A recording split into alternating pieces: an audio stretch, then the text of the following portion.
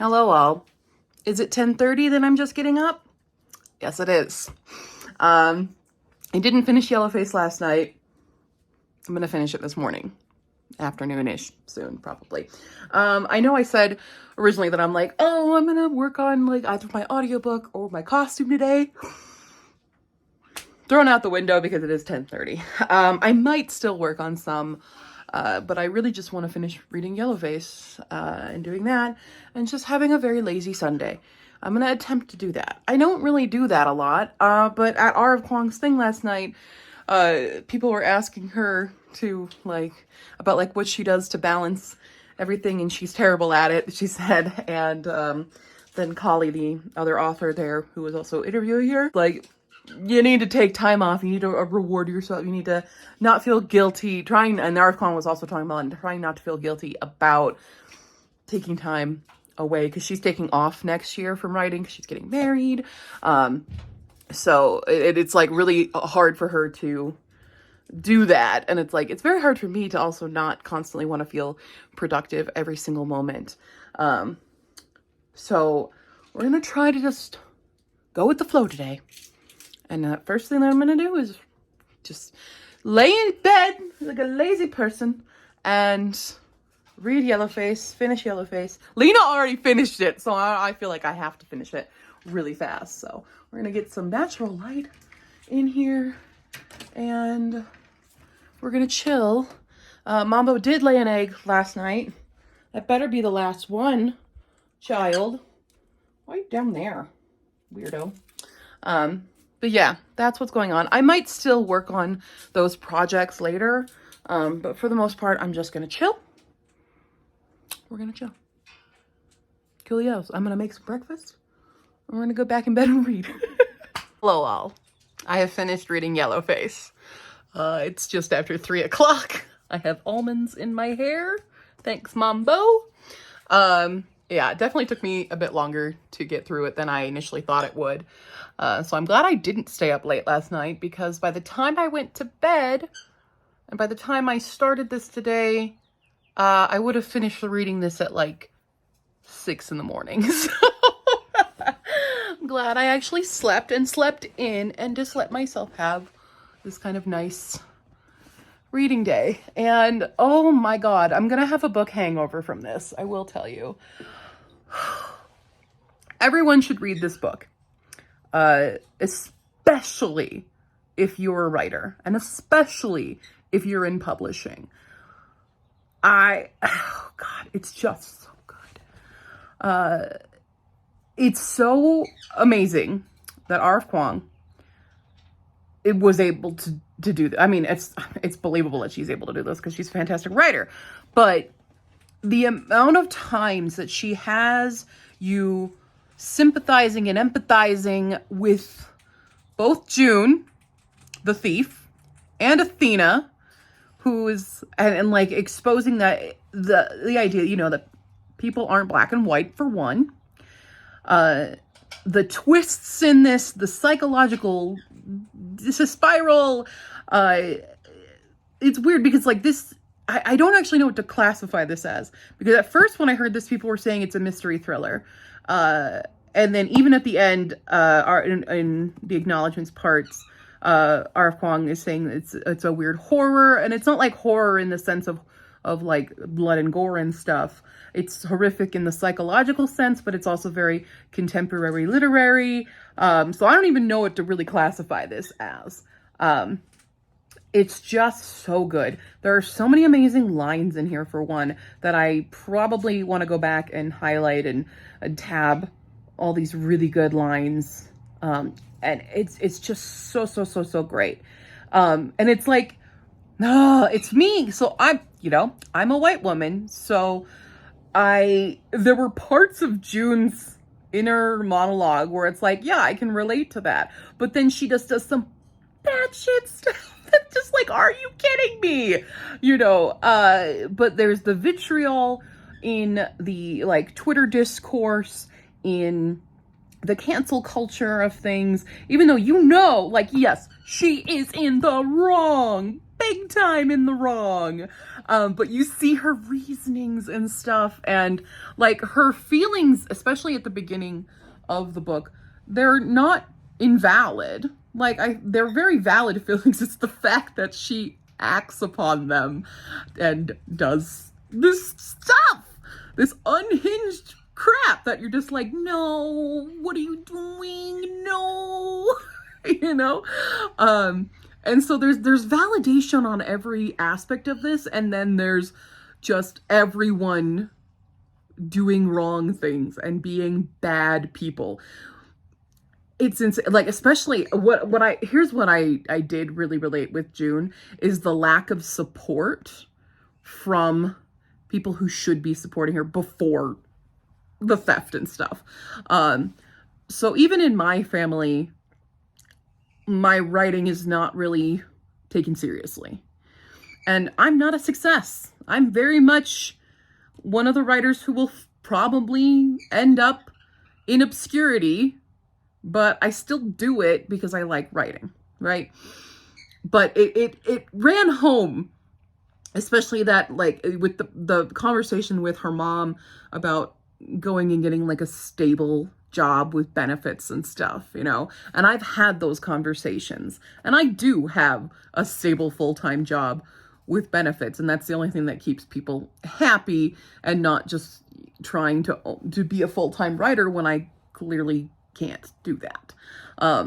So I've had those conversations. That's where I really related, and feeling that like no one is in your corner kind of thing. So I related on that aspect. And then I really loved the Athena side of the story, who is the author who dies and June steals her work. That's the basic summary. It's not a spoiler. That's in the summary. But her problems of being pigeonholed into, because she is Asian, she must only write Asian narrative. And so it talks about the who's allowed to write what conversation. And there's a lot of people who are very black and white about it, being like, if you're white, you cannot write about any other minority. And if you're a minority, you're only allowed to write about your minority kind of thing. Which Athena doesn't even do, because Athena writes about has a Korean historical book out there, and she's not Korean, but nobody bats an eye because at least she's Asian kind of thing. So it talks about this topic, which I found like it doesn't get talked about a lot. And for me as a white writer, like I want my characters and stuff, I want diversity in my books, but then you will have people saying, what gives you the right? Even though I'm not writing like biopics of marginalized communities, they're characters who exist in this world, and this world is more magic and stuff. But you know, it talks about this problem with the black and white appearance of, or mindset of who's allowed to do what in any creative role. So it's a very, very interesting topic, and I accidentally stopped recording because I switched hands. But it has just great conversation. Like there's no definitive answer, which is also very, very true.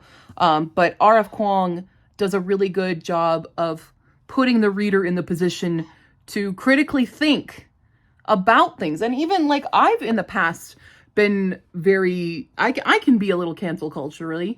Like I'm that way with people like Cassandra Clare, and Colleen Hoover and stuff. I'm very much will not support them. J.K. Rowling, I'm pretty clear on my opinion of that. But this book does make me think a little bit about my opinions on them. Granted, I'm still very much anti those people. But it's interesting to have your own worldview kind of challenged in a way that doesn't feel accusatory, but it does make you think about it. So this book I'm going to be mulling over this book a lot for the next several months, probably. I'm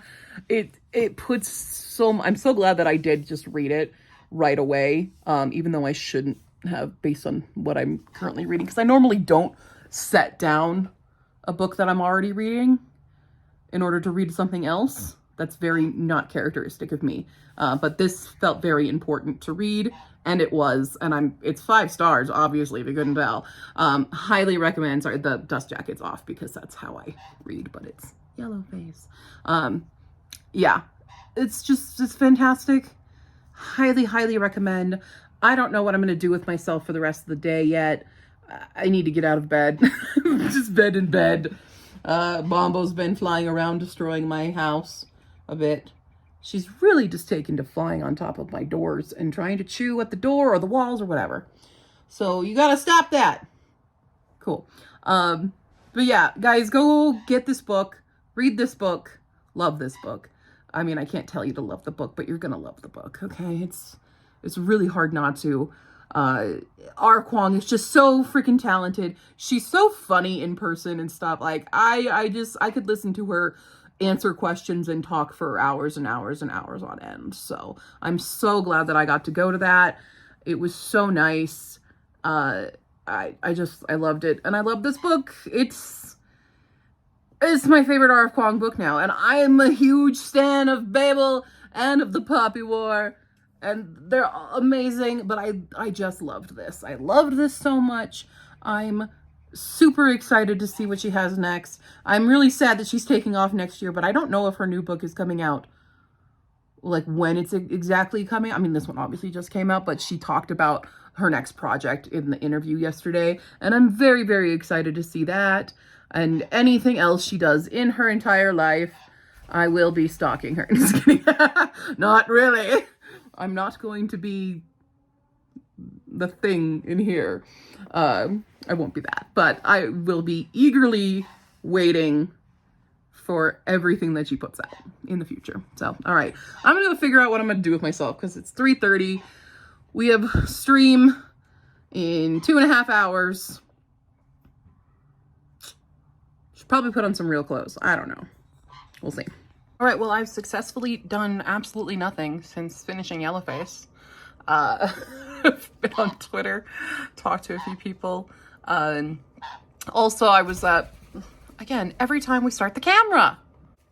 I've definitely been in a book hangover from Yellowface.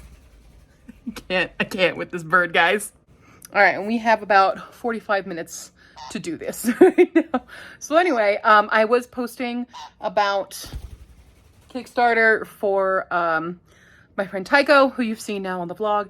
If you can, really would appreciate if you can pledge and back the book. It's a great fun book, especially if you have kids who want to get in, want to read, who like reading or need to get into reading.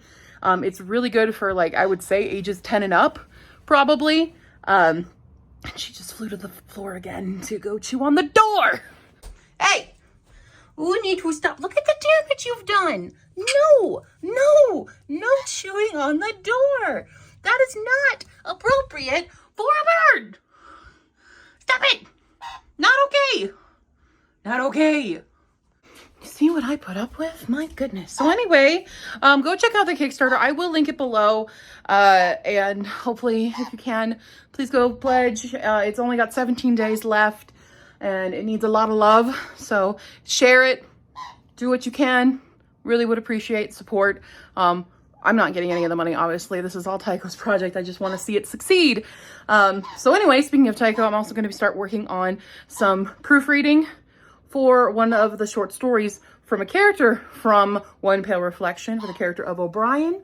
That's what I'm going to start working on until Japanese stream. So that's my update right now.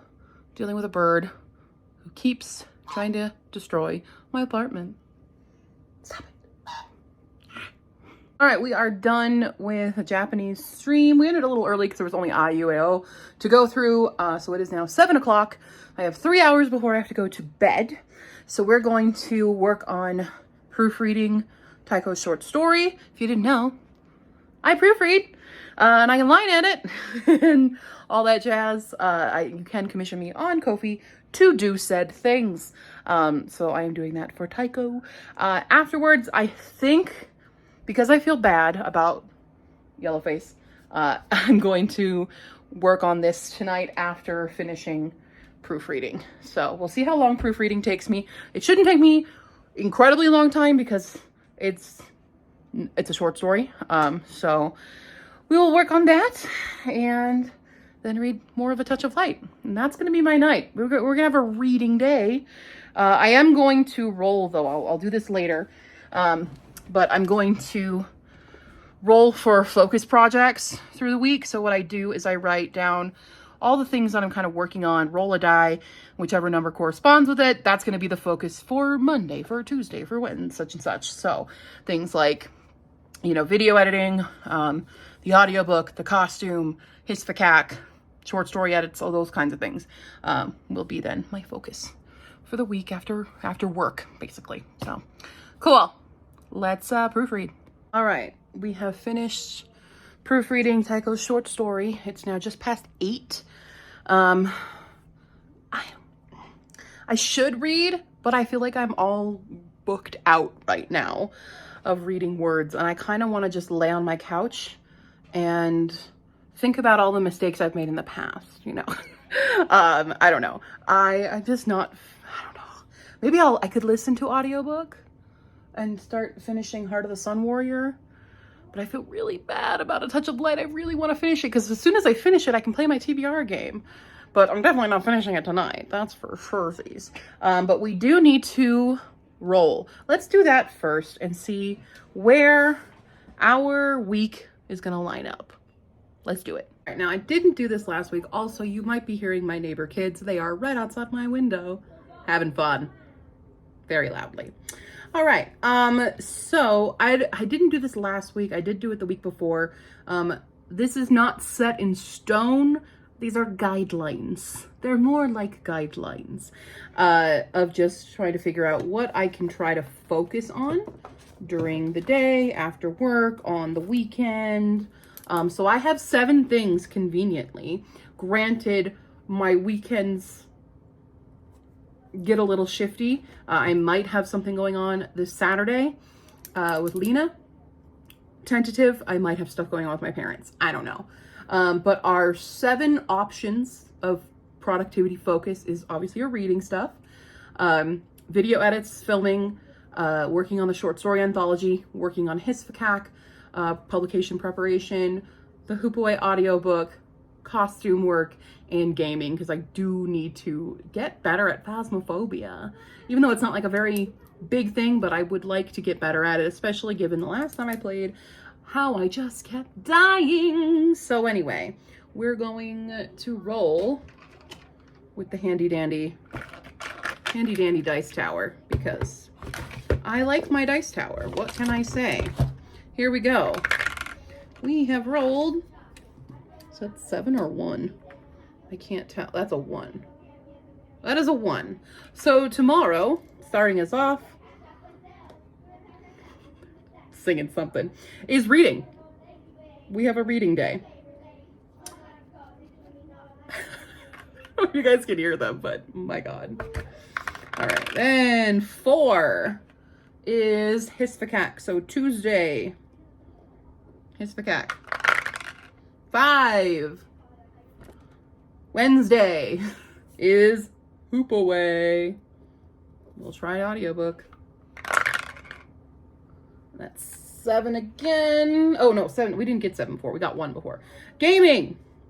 Thursday, which actually is gaming day, usually. That's funny that worked out. 3 is short stories. So Friday, we'll be working on short stories. That is a 7. Wait, what do I have left? 2 and 6. Okay, so I have costume and video edits. That's a 6. 6 is costume for Saturday. And that means video edits and filming is on Sunday. Granted, I do need to film something for Friday. Figure it out. But that's a focus on that day. Okay, so that's my focuses. Those will change slightly. I might just alter. I'm gonna flip. I'm gonna change Hoop Away and video edits. I'm gonna flip them just so that I'm on time for Friday, and we'll give Hoop Away next Sunday. We'll give her that slot. So Sometimes this works, sometimes it doesn't. We'll see. But tomorrow we're just gonna read. So then I don't feel so bad if I don't feel like reading my my book right now, because I really am booked out. My God, these kids. Go to bed. It's late. You have school in the morning. Arrgh. Okay. Anyway, I'm gonna end the vlog here, and that was a daily vlog for 1 week. We have completed it. Haha! I have done the challenge. So this, if you didn't know, this came to be because of the Easter egg pre-order hunt. On the back of the Easter eggs, these are the Easter eggs, were challenges and things, and Lena challenged me to do a daily vlog for 1 week, which we have now completed. I hope you guys enjoyed the ride back to your regularly scheduled Friday uploads, Friday streams, and Sunday streams, and occasional pop-up streams when I feel like it. Cool. Thanks for joining. Also, before I go, please go check out Tycho's Kickstarter for One Pale Reflection. You can need all the help. Apparently, actually, it only has 10 days left. I thought it was only... I thought it was 17 days. Is it? No, it's 70 days. It's 70 days. I'm right. 70 days to go. And it could really use a lot of love and support to get this book funded. Please support your indie authors. It is a book appropriate for children, 10 and up, I would say. I read it. I think 10 and up is a good age. Like, I think like the kids outside here, they could all read it and be happy. So please go check it out. I will link it in the description. Also, my Ko-fi is linked in the description if you enjoyed these vlogs. Cool. I'm gonna go now. See you Friday. Bye.